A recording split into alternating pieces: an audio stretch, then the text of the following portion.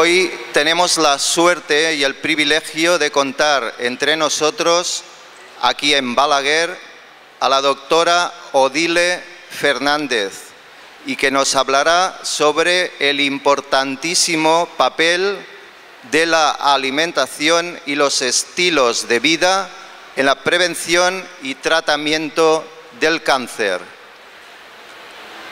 La doctora Odile Fernández es médico de familia en el Sistema Andaluz de Salud y actualmente vive en Granada. En noviembre del año 2010 se le diagnosticó un cáncer de ovarios con múltiples metástasis. Tras la lógica incertidumbre y desesperación inicial, comenzó paulatinamente a realizar un cambio en su actitud y a modificar sus hábitos dietéticos. Para sorpresa de muchos, después de un par de meses, su cáncer había desaparecido. Todo esto y muchísimo más nos lo cuenta en su libro Mis recetas anticáncer, publicado hace pocos meses y que ya va por la 5ª edición. Por cierto, si alguien está interesado en adquirir su libro, lo puede encontrar en el stand de Slow Food, justo a la entrada de la feria. También pueden leer una extensa entrevista de 9 páginas que se ha publicado este mes de octubre en la revista Discovery Salud y que ya está a la venta en todos los kioscos. Para finalizar esta presentación, me gustaría citar esta frase de su libro Mis recetas anticáncer, que dice lo siguiente: nosotros somos capaces de conseguir cualquier cosa que nos propongamos. Yo me propuse vivir y lo conseguí. Me propuse ser médico y lo logré. Me propuse superar un cáncer y lo logré. Me propuse escribir este libro y aquí está. Nuestro poder es infinito y nuestro cuerpo muy sabio. Nuestros sueños están para cumplirlos y si creemos firmemente en ellos, los sueños se harán realidad. Muchísimas gracias, Odile, por tu testimonio y por abrir una puerta a la esperanza a tantos y tantos enfermos de cáncer. Muchas gracias.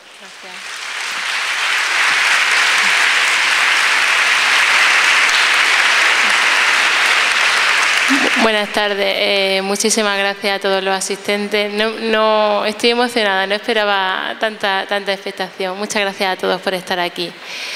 Y darle las gracias a Josep Pàmies porque, bueno, él no lo sabía hasta hoy, pero yo desde hace mucho tiempo le admiraba, porque cuando yo tuve mi cáncer, le llamé por teléfono, le conté mi caso, fue muy amable, muy comprensivo conmigo, me recomendó la Kalanchoe que empecé a tomar. Y para mí fue un antes y un después en mi enfermedad y a partir de ahí, seguí cambiando la alimentación, añadiendo ciertas plantas, terapias naturales, pero él fue un apoyo fundamental. Entonces cuando me llamó para venir aquí, no podía decir que no, vamos, aunque viniera desde Granada hasta Balaguer, porque él aportó mucha esperanza y mucha luz. Y hoy se lo he contado, no se lo he dicho hasta ahora, porque quería decírselo en persona. Entonces le doy públicamente las gracias por ese granito de arena que aportó en mi sanación.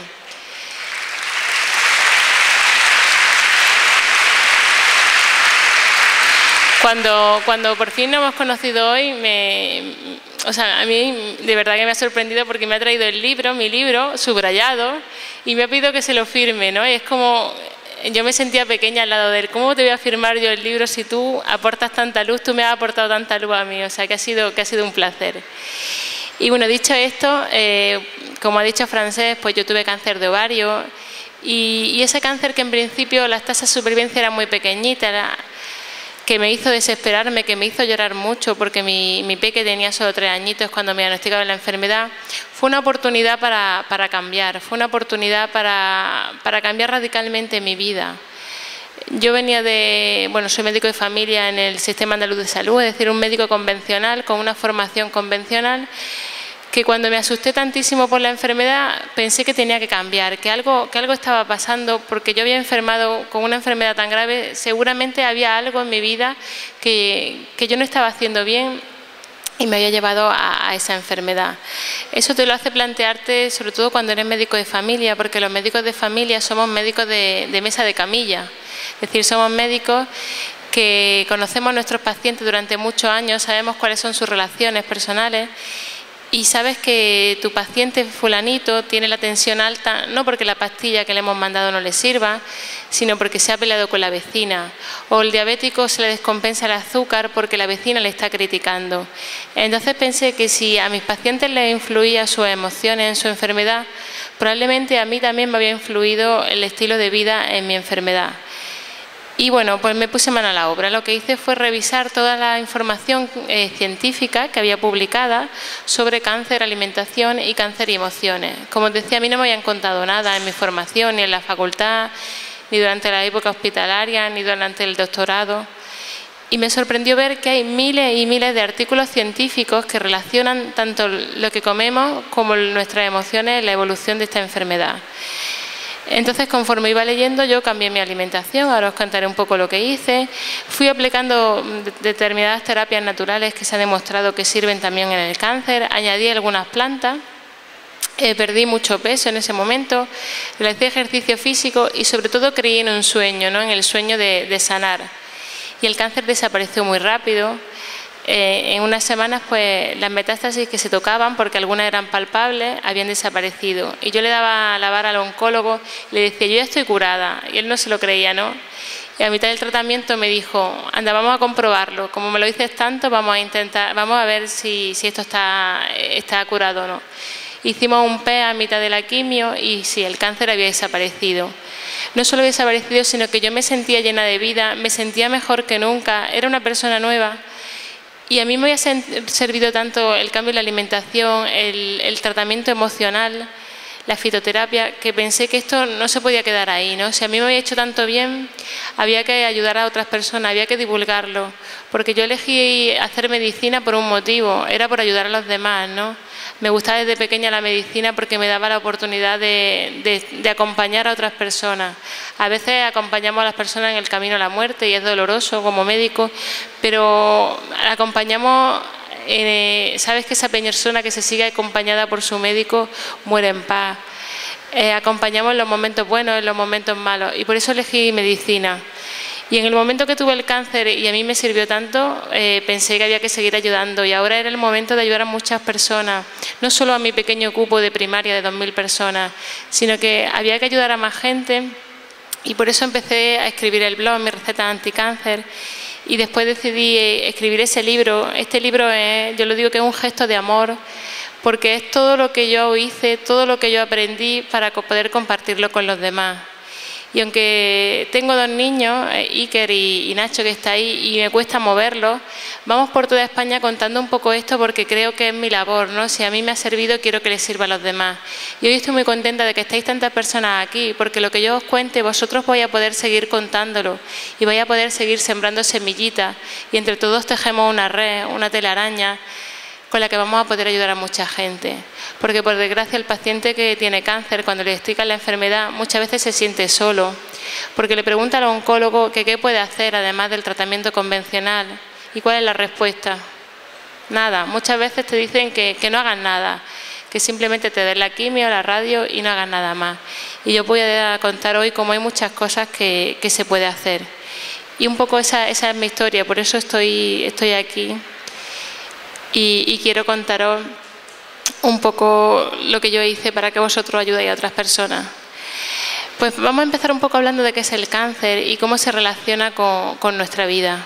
El cáncer es una enfermedad medioambiental, es decir, una enfermedad que tiene que ver con nuestros estilos de vida, con cómo comemos, con cómo nos relacionamos con nosotros mismos y con los demás, y con los tóxicos con los que estamos en contacto día a día. El cáncer no es una enfermedad que ocurre porque sí, de la noche a la mañana, no es una enfermedad instantánea, sino que es una enfermedad que necesita muchos años para que aparezca, una enfermedad progresiva que se relaciona sobre todo con cómo comemos, con el ejercicio físico que realicemos, si estamos o no estamos obesos y con cómo gestionemos nuestras emociones. Existe un código que es el Código Europeo contra el Cáncer.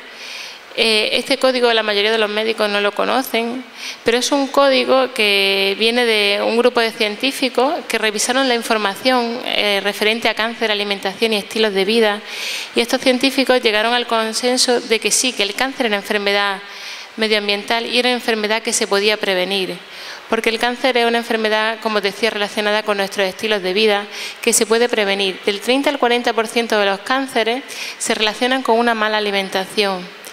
Y se podría reducir la incidencia de cáncer en un alto tanto por ciento si nosotros cambiásemos. Mira, una de cada 3 hombres padecerá cáncer a lo largo de su vida y una de cada 4 mujeres. De esas mujeres, una de cada 8 padecerá cáncer de mama. Es una enfermedad que está llegando a rasgos de epidemia. Todos conocemos a algún familiar, amigo, o lo hemos vivido en carne propia. Cada vez hay más casos, esto va en aumento, se dedica mucho dinero a investigación de nuevos tratamientos, de nuevos diagnósticos, pero la mortalidad sigue en aumento y no podemos pararla. Algo está pasando. Pues bien, este grupo de científicos se reunieron y dijeron, sí, esto es un fenómeno muy grande, hay muchos casos, pero el problema es el medio ambiente. Nosotros somos los que estamos creando esta epidemia de enfermedad y nosotros somos los que podemos frenarla. Este código europeo es muy sencillo y ahora os voy a contar algunas de las cosas que nos recomienda para frenar esta enfermedad. Como decía, el cáncer es una enfermedad medioambiental en el 90-95% de los casos, que se relaciona sobre todo con lo que comemos. El 35% de los cánceres tienen que ver con la mala alimentación, el 15% con la obesidad. El hecho de estar obesos nos predispone a padecer cáncer. Si comemos bien y estamos delgados, la mitad de los cánceres se podrían prevenir. También se relaciona con las infecciones. Algunos virus, como el virus de la hepatitis B y C, pueden producir a la larga cáncer de hígado. Después está el tabaco como causa del 25% de los cánceres, el alcohol y algunos carcinógenos. Los carcinógenos son aquellas sustancias que están en el medio ambiente, que estamos en contacto con ellas y que a la larga pueden desarrollar cáncer. Pues bien, ¿qué dice este código que nosotros podríamos hacer para prevenir esta enfermedad a la que tanto miedo le tenemos porque asociamos el cáncer a dolor, a muerte y a sufrimiento? Y como decía, se puede prevenir. Pues dice el código que primero busquemos una información veraz y suficiente, es decir, que cuando busquemos información sobre cáncer y terapia alternativa, busquemos que sea una información que tenga una buena base, que no cualquier cosa vale. Una vez que consiga esa información, tomamos conciencia de ese riesgo y después tomar la decisión de cambiar y mantener ese estilo de vida a lo largo del resto de nuestra vida. Lo ideal sería empezar desde pequeños, ¿no? Que nuestros niños comiesen de forma saludable desde pequeñitos. Si en las escuelas se les hablara a los niños de alimentación, si las mamás ofrecieran menús saludables a sus pequeños, no estaríamos hablando de esta epidemia de enfermedad, no solo de cáncer, sino de diabetes, de obesidad, de hipertensión. Los niños son los que tienen el poder para cambiar. Desde pequeñito una alimentación saludable les va a poder prevenir de muchas enfermedades. Si no empezamos desde pequeños, pero sí desde adultos, lo importante es mantener este cambio a lo largo del tiempo. Yo lo que veo en muchos pacientes con cáncer es que durante el cáncer se asustan un poco, digamos, y cambian mucho su alimentación, sus estilos de vida, pero terminado el cáncer vuelven otra vez a comer lo mismo que comían antes y el cáncer recidiva en muchas ocasiones. Para prevenir esa recidiva hay que mantener el cambio en el tiempo. ¿Qué dice este código? Pues lo primero es que dejemos de fumar.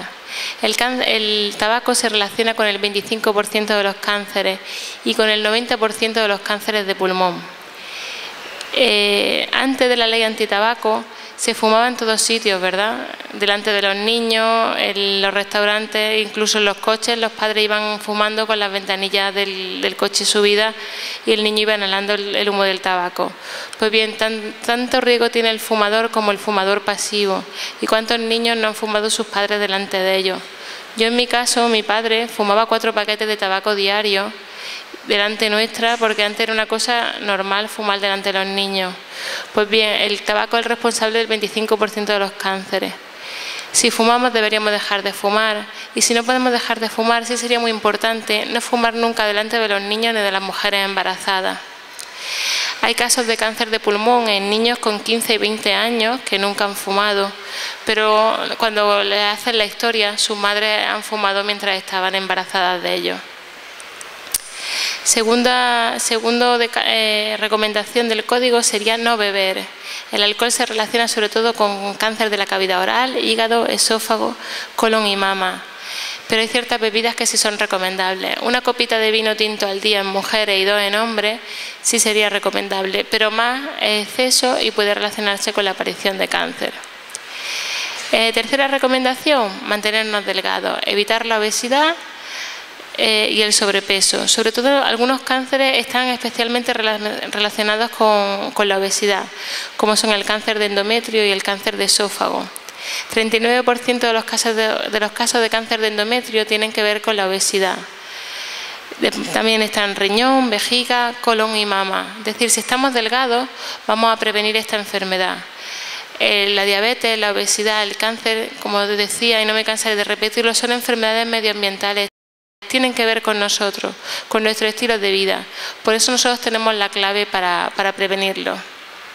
Y cuarta recomendación es hacer ejercicio. El ejercicio físico regular nos va a ayudar a prevenir la enfermedad. Sin embargo, el sedentarismo nos va a hacer que tengamos mayor riesgo de padecer cáncer de mama, de próstata, de piel, de páncreas y de colon. Siguiente recomendación, evitar los carcinógenos. Los carcinógenos decía que son sustancias que están en el medio ambiente que nos predisponen a padecer cáncer. Hay miles estudiadas y se piensa que son muchas más. La industria química ha liberado al medio ambiente 100.000 sustancias. De esas 100.000 sustancias, solo unas 1.000 han sido estudiadas. Solo unas 1.000 se sabe que son potencialmente cancerígenas. El resto están sin evaluar y se piensa que muchas de ellas son cancerígenas. Porque ¿qué pasa en la industria hoy en día? Se sintetiza una nueva sustancia, se lanzan, nos exponen, hacen el experimento con nosotros y ven qué pasa. Cuando empiezan a aparecer cánceres posiblemente relacionados con esa sustancia, es cuando se retira la sustancia del medio ambiente. En vez de probarla previamente, si es inocua, la utilizamos, y si no es inocua, la retiramos. Como ejemplo, ¿os acordáis del DDT? El DDT era un insecticida que se utilizó ampliamente desde los años 50 hasta el año 86, en el que se retiró. Se retiró porque se vio que podía producir cáncer, sobre todo de mama y de próstata. Pero hicieron falta 30 años de utilización, 30 años muriendo gente a causa del DDT para retirarlo. ¿Creéis que esto es lógico? ¿No sería mejor probar primero la sustancia y después retirarla? El problema es que las sustancias se retiran cuando aparecen los muertos. Cuando hay muertes relacionadas con una sustancia es cuando se retiran. El DDT no solamente se ha utilizado como insecticida, sino los que estáis aquí y viviese en los años 60, el DDT antes era el componente principal de una colonia que se llamaba Colonia Cruz Verde. ¿Os suena a alguno la Colonia Cruz Verde? Sí, ¿verdad? Pues mucha gente se la ponía directamente en el pelo porque decía que era anticaspa, mataba a los mosquitos y mataba a los piojos. Pues esa colonia era aplicar directamente DDT en tu cuerpo. El DDT, igual que entra en contacto con la piel, va al torrente sanguíneo y se expande por el cuerpo. Y como os digo, se relaciona con cáncer de mama y de próstata. Luego había otro insecticida que se utilizó mucho, que es de esta zona, que se llama Flix, ¿no? El Flix, bueno, en Andalucía le llamamos Flifli, porque nosotros nos comemos las letras, y en Andalucía el Flifli, aquí es el Flix.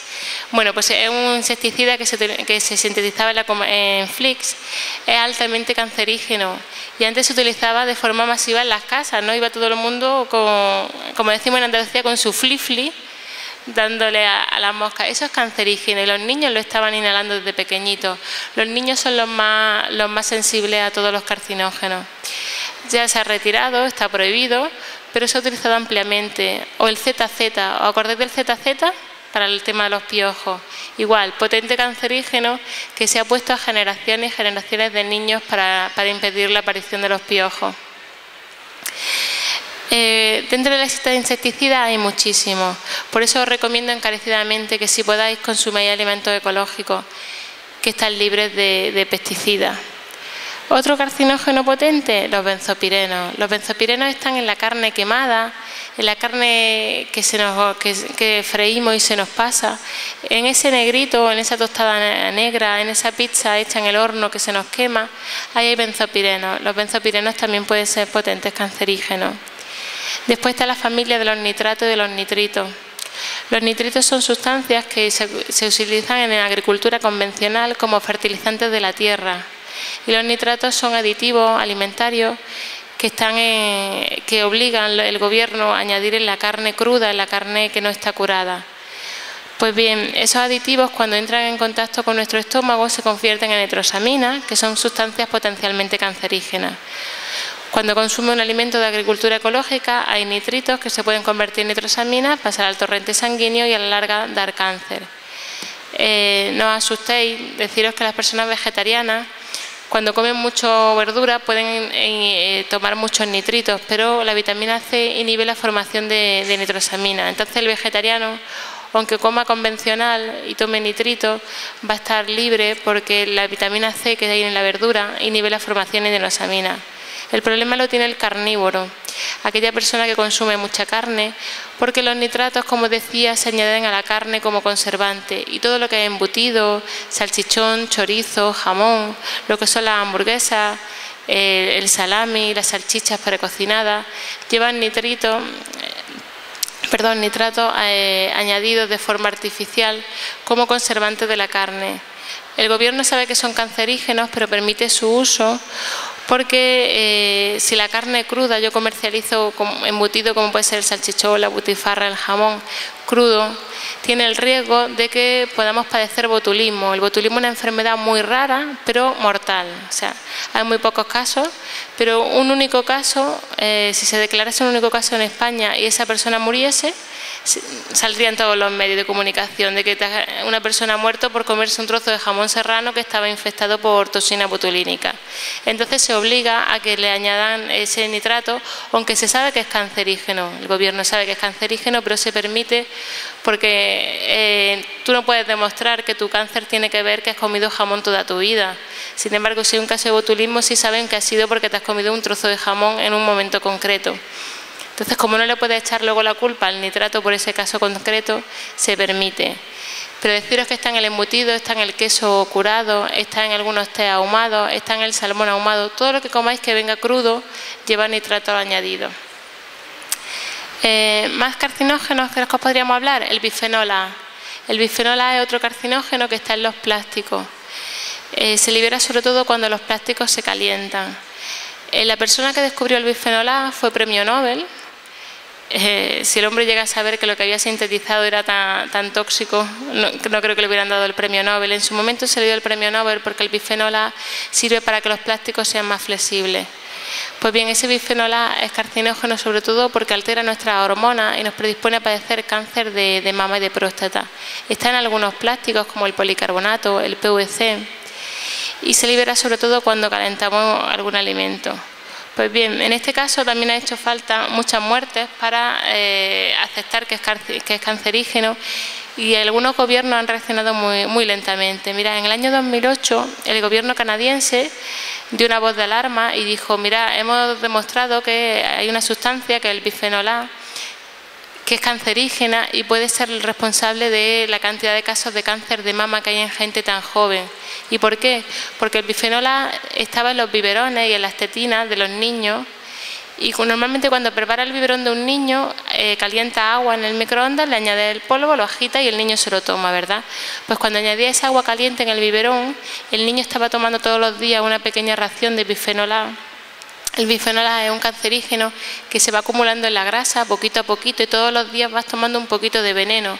Y un poquito de veneno cada día al final es mucho. Pues bien, en 2008 el gobierno canadiense dijo: cuidado, estamos dando a los niños bifenol A, nosotros vamos a retirarlo, vosotros a ver qué hacéis. ¿Sabéis cuántos años ha tardado España en reaccionar?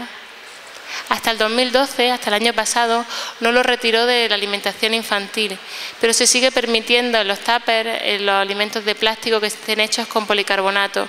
Solamente Francia, de momento, lo ha retirado en todos los utensilios de cocina. Pero como decía, esto pasa mucho, se sabe que es cancerígeno, que es tóxico, pero no hacemos nada por cambiar. ¿Qué pasa con el teflón? El teflón igual. Otro potente cancerígeno demostrado. España nos ha dado a la industria un par de años para que poquito a poco vayan retirando las sartenes de teflón. Pero ¿cómo puede ser eso? Si sabemos que es cancerígeno, vamos a quitarlo directamente. Pero así somos, todo poco a poco. Para los que tengáis interés, como decía, ya hay 1000 sustancias que están identificadas como cancerígenas que podemos intentar evitar.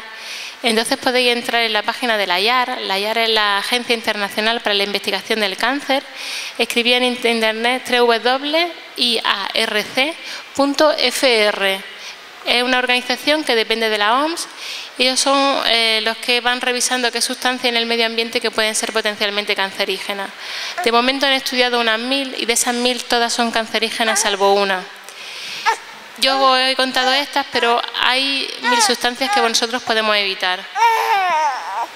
Os voy a contar una curiosa, una sustancia que es no una sustancia, sino una situación, porque no solamente se estudian aquí sustancias químicas. Iker se ha despertado.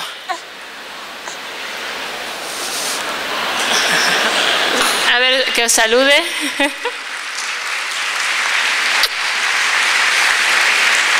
Pues mirad, una situación que es cancerígena es trabajar en turno de noche. Las personas que trabajan en turno de noche, como pueden ser enfermeras, los médicos, los bomberos, policías que trabajan en turno de noche, tienen mayor riesgo de padecer cáncer que aquellas personas que trabajan siempre a turno de día. Yo antes de padecer mi cáncer hacía muchísimas guardias. Antes he hablado con un pediatra de aquí de atención primaria. Y es verdad que los médicos y las enfermeras tenemos más riesgo de padecer cáncer por el tema de las guardias. Yo antes del cáncer hacía 48 horas seguidas de guardia y sé que ese estrés también tuvo que ver en la aparición de cáncer.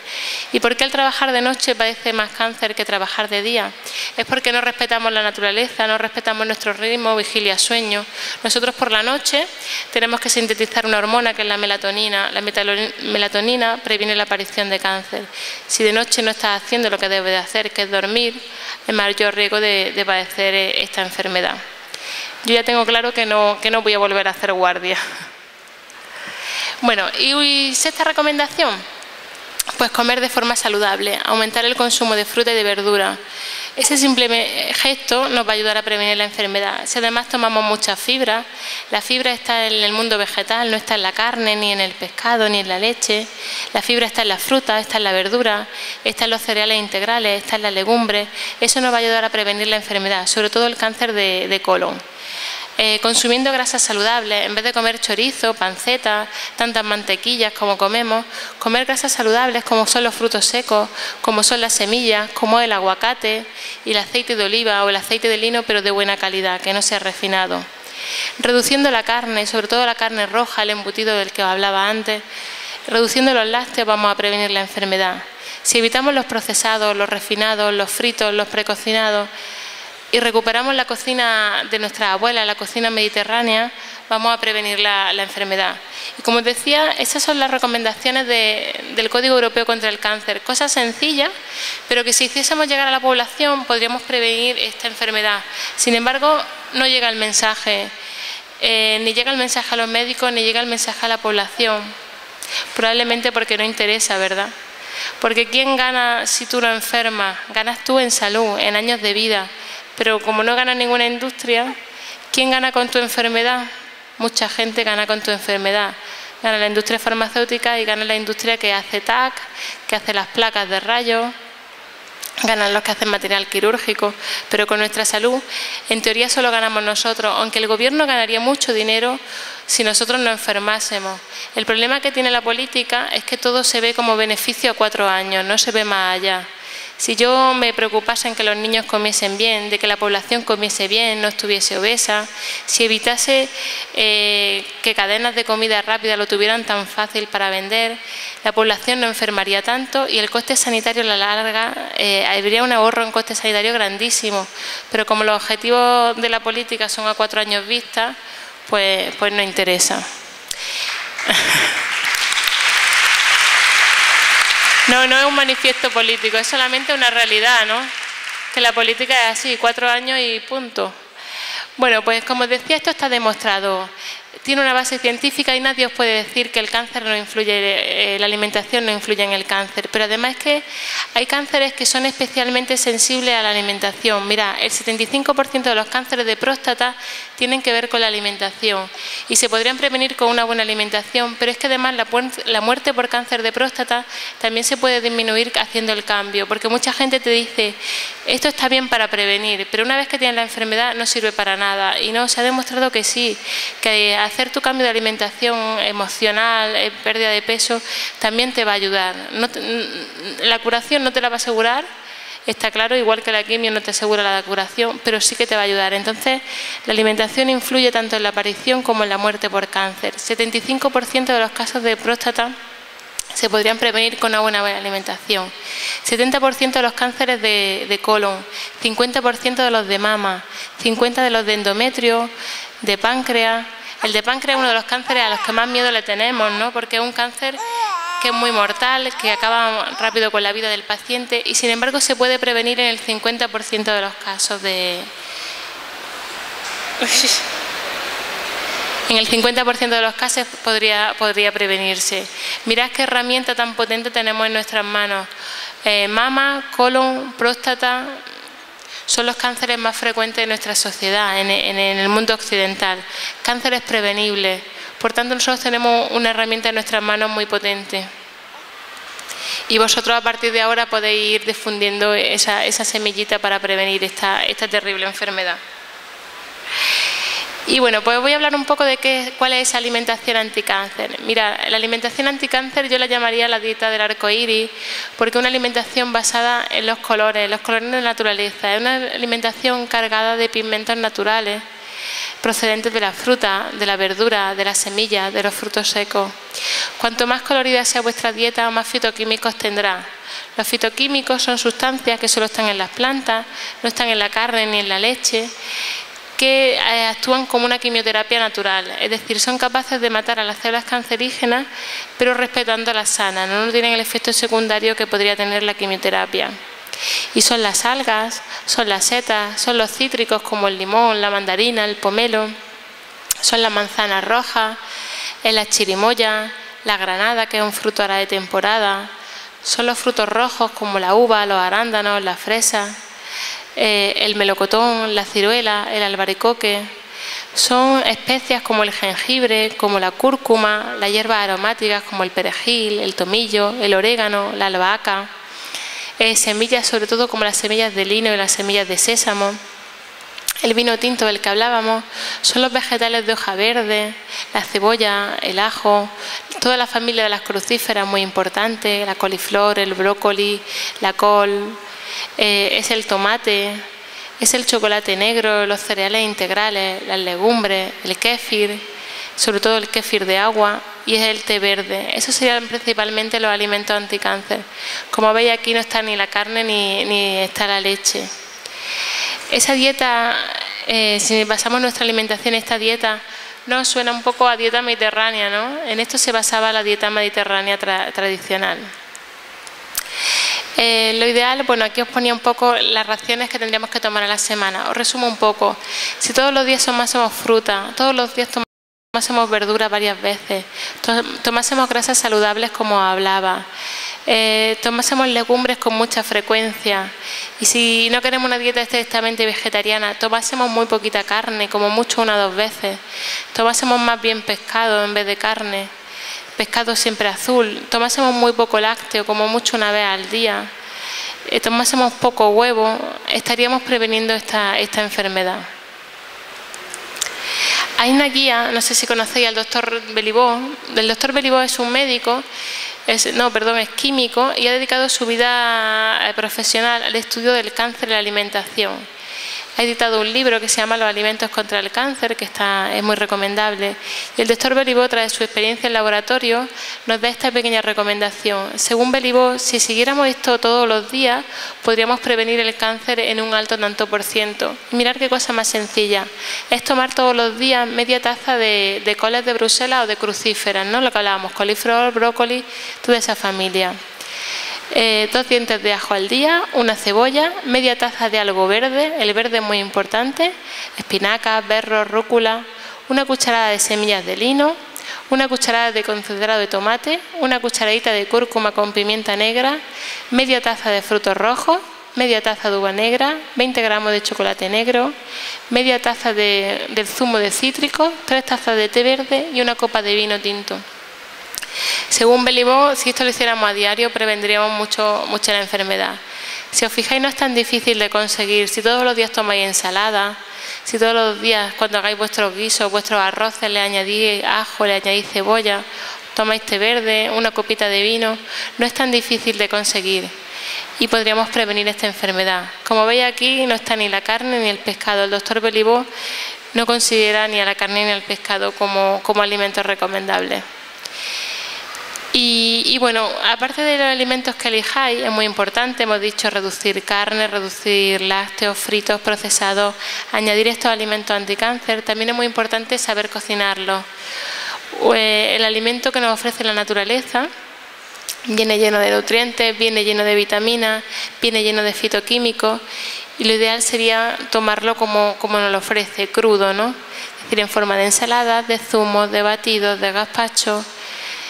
Debería ser prioritario en nuestra alimentación diaria, porque ahí tenemos el alimento al 100%, ahí está el alimento medicina.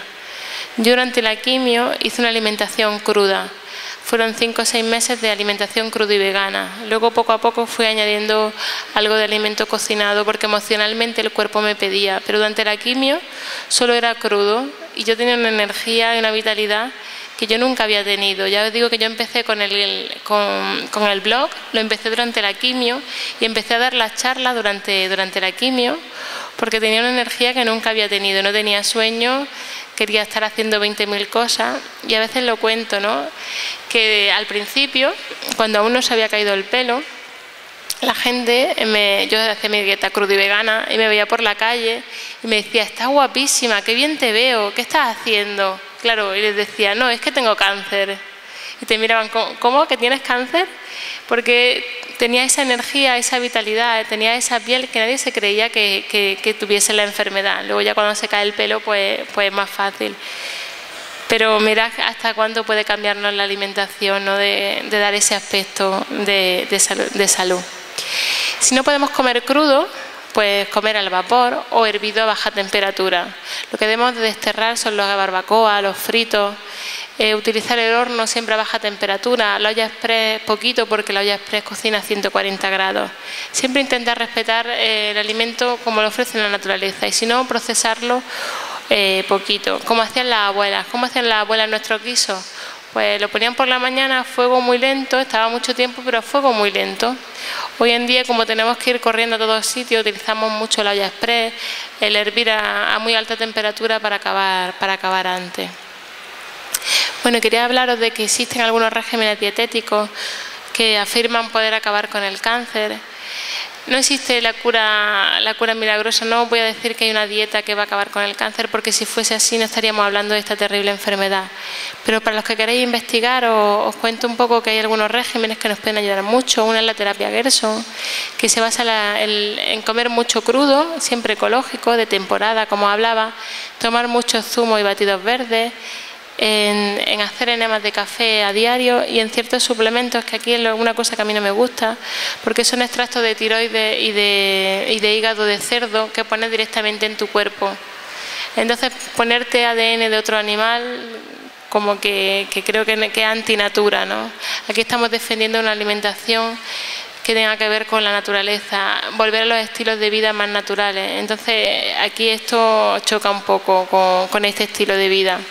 Luego está también la macrobiótica, que macrobiótica no solamente es alimentación, sino es un poco buscar el equilibrio emocional y buscar qué es lo que está pasando a nivel emocional para que la persona enferme. Me parece estupendo ese planteamiento. Macrobiótica se come mucho cereal integral, bastantes legumbres, verduras en un 20-30%, se permite la proteína animal, sobre todo el pescado, y lo bueno que tiene macrobiótica es que se utiliza mucha alga y muchas semillas, que se limita el azúcar, la bollería, los fritos. ¿Qué tiene de malo macrobiótica para mí? Pues que no se puede comer prácticamente fruta y que todo tiene que ser cocinado. Se ha demostrado que el crudo es lo mejor, lo más recomendable, porque es lo que más vitaminas tiene, es lo que más fitoquímicos tiene. Y además en macrobiótica otra cosa que no me gusta es que usa mucho el seitán y el trigo. El seitán es 100% gluten y muchas personas que son intolerantes al gluten, sobre todo al gluten del trigo, sin saberlo. El trigo es una de las semillas que más modificadas están, porque el tema de que tiene que ser rentable, porque es el principal alimento en el mundo. Entonces una semilla muy manipulada y produce muchos problemas de alergia e intolerancia a muchas personas. Y una de las cosas primeras que recomendaría es quitar el gluten de la alimentación. Sin embargo, en macrobiótica se utiliza mucho el seitán. No estoy diciendo que nada esto sea ni bueno ni malo, solo mi punto de vista de cada grupo. Luego está el método Kunming. El método Kunming es más o menos igual: quitar fritos, quitar bollería, quitar lácteos, añadir mucha verdura, mucha fruta. Todos los regímenes son comunes en cuanto a qué alimentos debemos de quitar. En el método Kunming se hace mucho hincapié a los aceites, a consumir aceite de lino, semillas de lino de buena calidad. Pero fuera de esos regímenes, quería deciros que hay regímenes que han demostrado que sí que sirven para prevenir la enfermedad. Hay poblaciones en el mundo que tienen mucho menos riesgo de padecer cáncer que el resto. Y deberíamos de mirar un poco a estas poblaciones, ver qué están haciendo y fijarnos en ellas para alimentarnos igual. Una de ellas es la alimentación de los habitantes de la isla de Okinawa. ¿Conocéis Okinawa? Es una isla que está en el sur, aquí la tenéis, está en el sur de Japón, donde se sigue una alimentación basada en fruta, en verdura, donde apenas se come carne, sí se come pescado azul, se comen muchas algas, se comen muchas setas, y además de una buena alimentación donde no se comen fritos, donde no se comen azúcares, donde no hay barbacoa. Es muy raro que la gente fume, que la gente beba, y donde el estilo de vida es muy saludable. Casi todo el mundo practica la jardinería, hace deporte, están delgados. Los okinawenses son la población del mundo que sale en la tele que viven 130 años, y viven 130 años con una mente clara, donde el Alzheimer es muy raro. Y es porque siguen una alimentación saludable, hacen ejercicio, están delgados, y donde la práctica de la meditación, donde se le da mucha importancia a que la mente esté en calma, que esté en paz, que la mente esté sosegada. Esa población es la que menos cáncer tiene. Tiene menos cáncer, tiene menos enfermedades cardiovasculares, tiene menos demencia, menos Alzheimer. La menopausia se sufre sin bochorno. Pero en el caso del cáncer es muy llamativo la diferencia. Mira esa tabla. Okinawa es la población del mundo que más años vive, comparada con Japón, Hong Kong, Suecia, Italia, Grecia y Estados Unidos. Los estadounidenses son los que menos años de vida tienen. Casos de cáncer de mama por cada 100.000 habitantes. 6 casos de cáncer de mama cada 100.000 habitantes, mientras otros países como Suecia tienen 34 o 37 Italia. Mirad qué diferencia, 39 Grecia. Casos de cáncer de ovario, 3 casos en Okinawa frente a 10 en Suecia. Cáncer de próstata, 7 en Okinawa frente a más de 50 en Suecia. Y el último, cáncer de colon, mirad qué diferencia igual entre Okinawa y países como Suecia. ¿Qué pasa en Suecia, no? Os preguntaréis, ¿qué pasa con los suecos? ¿Por qué tienen tanto cáncer? Deciros que una cosa curiosa, el norte tiene mucho más cáncer que el sur. Es decir, Suecia, Noruega tienen más cáncer que lo tenemos nosotros los españoles. Dentro de España, el norte tiene más cáncer que el sur. Navarra y el País Vasco son los que más cáncer sufren frente a los andaluces, que somos los que menos. Yo soy andaluza, pero se ve que me he salido de las estadísticas. ¿Sabéis por qué el norte tiene más casos de cáncer que el sur? Ahora lo veremos un poco. tiene que ver con la alimentación, con la dieta mediterránea. La dieta mediterránea ayuda a prevenir el cáncer y además en el sur de Europa hay más luz que en el norte.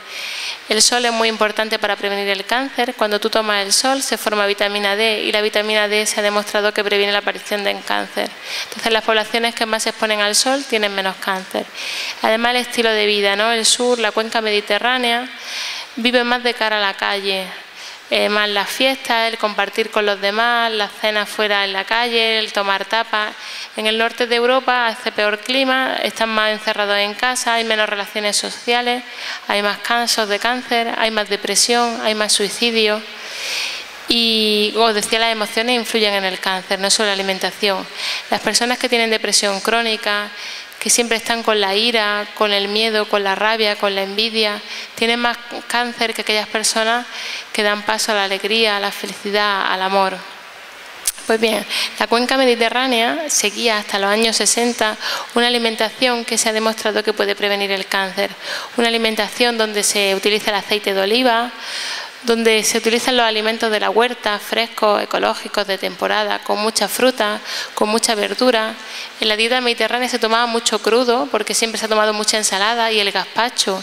El gazpacho es una sopa cruda que es típico de la dieta mediterránea, donde se comía poca carne. En la dieta mediterránea antes se comía poca carne, se hacía matanza, y a lo mejor esa carne daba para todo el año, o se mataba el pavo el día de Navidad, pero cosas puntuales, donde la bollería solamente se consumía cuando había un cumpleaños o una fiesta puntual. Es una dieta donde se comía mucho pescado, poco huevo y donde se tomaba agua y vino tinto.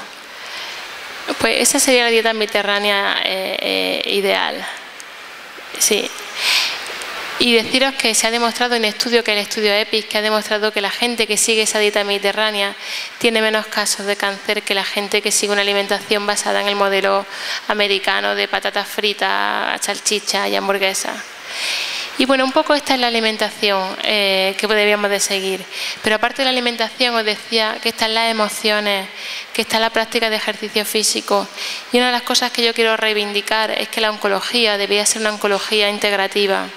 Los servicios de oncología no deberían de estar compuestos solo por un oncólogo y la enfermera. El oncólogo te manda el tratamiento y la enfermera te lo pone y punto. Ahí se queda normalmente la oncología. No se da recomendaciones al paciente, cuando un servicio de oncología debería de ir de la mano del paciente, porque no existen enfermedades, sino enfermos. Y cada persona vive el cáncer como un proceso único y diferente, y cada familia el cáncer lo vive diferente. Entonces, una atención más personalizada al paciente. Hay gente que necesitará más apoyo en cuanto a alimentación, otro más apoyo emocional. Si un buen psicooncólogo fuese parte del proceso, si un buen nutricionista bien formado fuese parte del proceso, estaríamos hablando de que no tendríamos tanto miedo al cáncer, tanto miedo al dolor y al sufrimiento.